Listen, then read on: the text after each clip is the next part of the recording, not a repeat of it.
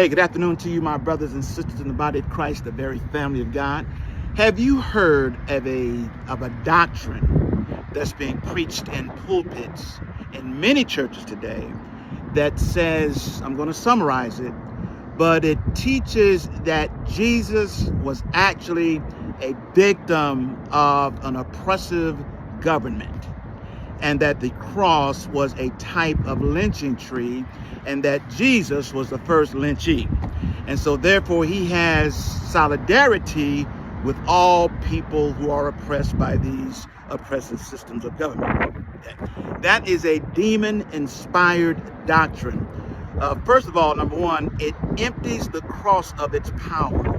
Number two, if he was a victim and his life was forcibly taken from him, then he is not qualified to be anyone's Messiah. Let me remind you what he said himself. He said, I have authority to lay my life down. I have authority to take it up again. He says, I received this authority from my Father. He says, no man takes my life from me.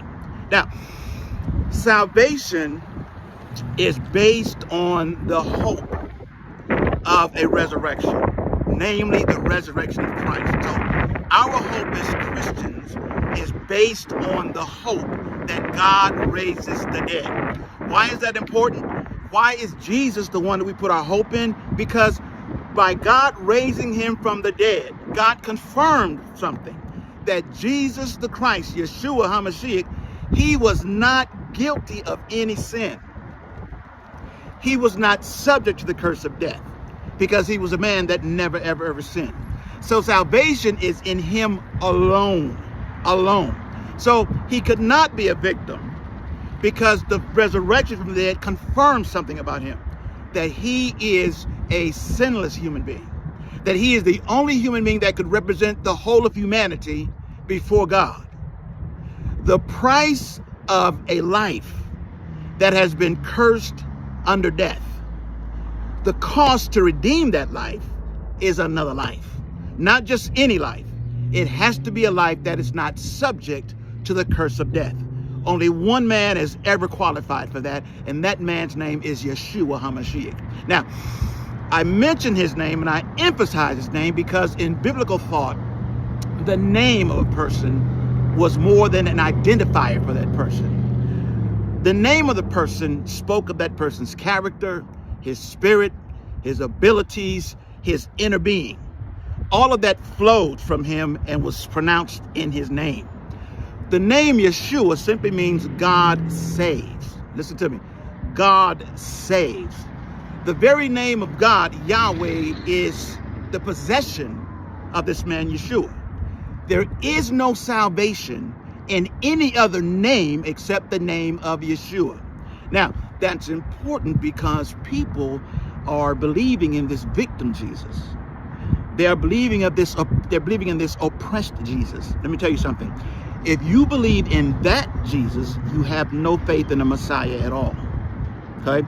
And you are going to be subject to the curse, the penalty, the judgment of your sin. Salvation is only in that man.